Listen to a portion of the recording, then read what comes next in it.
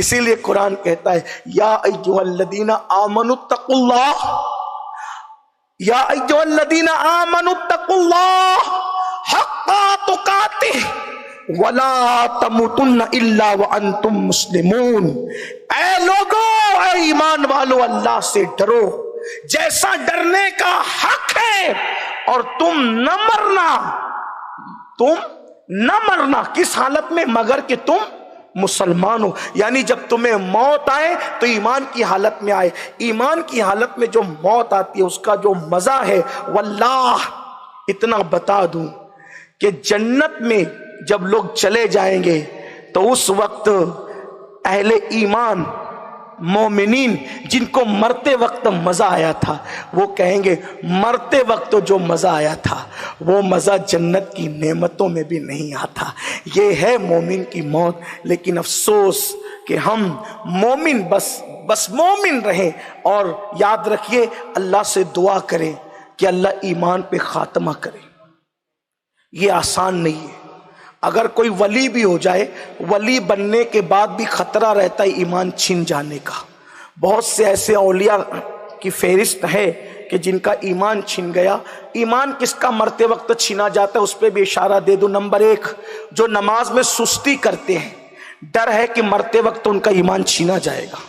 Number 2، جو لوگوں کو حقیر سمجھتے ہیں، ڈر ہے کہ مرتے وقت ان کا ایمان چھینا جائے گا۔ نمبر 3، جو غسل جنابت میں دیر کرتے ہیں، ڈر ہے کہ مرتے وقت ان کا ایمان چھینا جائے گا۔ نمبر 4، جو ماں باپ کا دل دکھاتے ہیں، ڈر ہے کہ مرتے وقت ان کا ایمان چھینا جائے گا۔ نمبر 5، جو صلہ رحمی نہیں کرتے، اپنے رشتہ داروں کے ساتھ حسن سلوک نہیں کرتے، ڈر ہے کہ ان کا ایمان چھینا جائے گا۔ نمبر 6، جو عالم ربانی کی توہین کرتے ہیں، ان کا احترام نہیں کرتے، ان کو حقیر سمجھتے ہیں، ڈر ہے کہ ان کا ایمان مرتے وقت چھینا جائے گا۔ نمبر 7، جو لوگ اسلام میں بوڑھے ہو جائیں، لوگ ان کو حقیر سمجھتے ہیں، ڈر ہے کہ ان کا ایمان مرتے وقت چھینا جائے گا۔ اس لیے یاد رکھو، اور بھی تفصیلات ہیں لیکن یہ چیز میں نے سرسری طور پہ فہرست آپ کے سامنے پیش کر دی۔ اگر ایمان پر دنیا سے جانا ہے تو ان چیزوں کا خیال رکھو۔ اور سب سے بڑی چیز سرکار غوث پاک فرماتے ہیں، جو ایمان پر خاتمے کی فکر نہیں کرتے، مجھے ڈر ہے کہ جب وہ مریں گے تو مرتے وقت تو ان کا ایمان چھینا جائے گا۔ اس لیے اپنے ایمان پہ خاتمے کی فکر کرو، باقی سارا معاملہ اللہ رسول پہ چھوڑ دو۔ خیر ہی خیر ہے انشاءاللہ۔ جتنے مزے ہمارے ہم سنیوں کے ہیں اتنے مزے قیامت میں کسی کے نہیں۔ کیوں؟ اس لیے کہ صد شکر و ہستیں کہ میانے دو کریم، کہ ہم دو کریموں کے درمیان ہے، حق تعالی بھی کریم اور محمد بھی کریم، دو کریموں میں گناہگار کی بن آئی ہے۔ حضرت استاد زمن فرماتے ہیں سرے حشر عاصی مزے لے رہے ہیں، سرے حشر عاصی مزے لے رہے ہیں۔ کیوں مزے لے رہے ہیں؟ شفاعت کسی کی ہے، جنت کسی کی، شفاعت کسی کی ہے، جنت کسی کی، اور میں ان کے در کا بھکاری ہوں۔ فضل مولا سے حسن فقیر کا جنت میں بسترا ہوگا۔ تو حضور سے وفا کیجئے، ایمان پر خاتمے کی فکر کیجئے۔ امام اہل سنت سید اعلی حضرت فرماتے ہیں کہ میں جتنے ولیوں سے ملا، میں ایک ہی تمنا لوگوں سے دعا کرواتا رہا کہ دعا کرے کہ میرا خاتمہ ایمان پر ہو۔ غوث پاک فرماتے ہیں، کسی نے آپ سے پوچھا عید کے دن بھی آپ روتے نظر آتے ہیں، فرماتے ہیں عبد القادر کی عید اس دن ہوگی جس دن عبد القادر کا خاتمہ ایمان پر ہوگا۔ اس لیے ایمان پر خاتمے کی فکر کریں، ہر دعا کا حصہ بنا لیں کہ اللہ ہمارا خاتمہ ایمان پہ فرمائے۔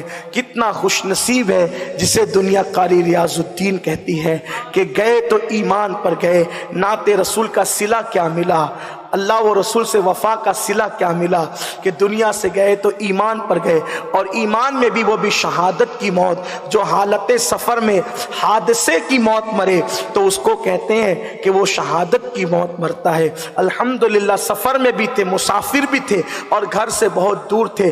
یہ بھی آپ کو بتا دو مسلمانوں کہ ایمان پر جسے ہم خاتمہ بالخیر کہتے ہیں نا، اس میں لوگوں کی ایک کجی ہے۔ خاتمہ بالخیر کا مطلب لوگ یہ سمجھتے ہیں کہ ایمان پر مرے یہ خاتمہ بالخیر۔ یقیناً یہ بالخیر تو ہے لیکن مکمل بالخیر نہیں ہے، یہ بھی سن لیں۔ ایمان پہ صرف مر جانا مکمل بالخیر نہیں ہے۔ مکمل خاتمہ بالخیر اس کو کہتے ہیں کہ ایمان پر بھی مرے اور گناہوں میں نہ مرے، غفلت میں نہ مرے، یہ مکمل خاتمہ بالخیر ہے۔ اس لیے دنیا کی دھن سے باہر نکلو، کیونکہ آدمی جس دھن کو لے کر دنیا میں رہتا ہے مرتے وقت اس کے ذہن میں وہی سارا معاملہ آتا ہے۔ حضرت امام سیوطی لکھتے ہیں کہ ایک بندہ مر رہا تھا تو لوگ اس کو کلمے کی تلقین کر رہے تھے، کلمہ پڑھ کلمہ، وہ کیا کہتا تھا؟ حمام والی کتنی اچھی تھی، حمام والی کتنی اچھی تھی۔ تو اس کے گھر والوں سے لوگوں نے پوچھا بھائی یہ مرتے وقت کہتا ہے حمام والی کتنی اچھی تھی، تو یہ حمام کا کیا معاملہ ہے؟ تو کہا گیا کہ ایک یہ حمام چلاتا تھا اس دور میں، جیسے آج کے دور میں لوگ کلمے وغیرہ کچھ معاملات چلاتے ہیں، اس دور میں حمام ہوتے تھے، لوگ غسل کرنے اس میں آتے تھے، لوگ اس کا پیسہ لیتے تھے، گھر گھر غسل خانے نہیں تھے۔ تو وہ یہ ہوا کہ ایک عورت آئی ایڈریس پوچھتے ہوئے، تو اس نے اس کو حمام میں داخل کر لیا اور کہا کہ تو اس کا فلاں کا پتہ پوچھ رہی ہے جبکہ تیرا حسن مجھے بھا گیا، میں تیرے ساتھ زنا کرنا چاہتا ہوں۔ اس نے کہا تو میرے ساتھ کیا کرنا چاہتا ہے؟ میں تیرے ساتھ زنا کرنا چاہتی ہوں، لیکن ایک بات ہے کہ مجھے بھوک لگی ہے، خالی پیٹ زنا کا مزہ کیا آئے گا، کھانا لا تاکہ کھا کر پیٹ بھر کر کے جب بدکاری کریں گے تو پورا پورا مزہ آئے گا۔ وہ اس کے حسن میں ایسا پاگل ہوا کہ وہ اس کو سمجھ نہ سکا اور اس نے اپنی عزت بچانے کے لیے ہیلا کیا، یہ کھانا لانے گئے حمام سے اور وہ بھاگ گئی وہاں سے۔ تو وہ اس کے دل و دماغ کے اندر ایک تصور اس عورت کا رہتا تھا، تو مرتے وقت اس کی زبان پہ کلمہ نہیں آیا بلکہ حمام والی آئی۔ امام سیوطی فرماتے ایک وقت ایک شخص مر رہا تھا تو کہتا تھا لیمو اتنے کا دوں گا اور اتنے کا دوں گا اور اتنے کا دوں گا۔ تو لوگوں نے کہا اس کی زبان پہ کلمہ کیوں نہیں آتا؟ کہ یہ لیمو کا بیوپار کرتا تھا، یہ اللہ کی دھن چھوڑ کر ہمیشہ یہ کاروباری کی دھن میں لگا رہتا تھا۔ تو مسلمانوں، کاروبار بھی کرو، بزنس بھی کرو، رشتہ داری بھی کرو، لیکن دل میں اللہ رسول کا جلوہ بسا رہنا چاہیے، کیونکہ دل و دماغ میں جو بسے گا مرتے وقت وہی زبان پر آئے گا۔ اس لیے ہر وقت زبان پہ کلمہ طیبہ ہو، درود شریف ہو، تاکہ دنیا سے جائے تو کلمہ پڑھتے درود شریف پڑھتے جائے۔ اللہ سے دعا ہے اللہ سب سے پہلے مجھ گنہگار پہ رحم فرمائے، آپ سب پر رحم فرمائے، اللہ ہمیں ایمان پر رکھے اور خیر کے ساتھ، مکمل خیر کے ساتھ اللہ شہادت و عزت کی موت ہم سب کو مدینہ منورہ میں عطا فرمائے، 2 گز زمین محبوب کے قدموں میں عطا فرمائے۔ اللہ ہمارا حشر و نشر اپنے محبوبوں کے قدموں میں فرمائے۔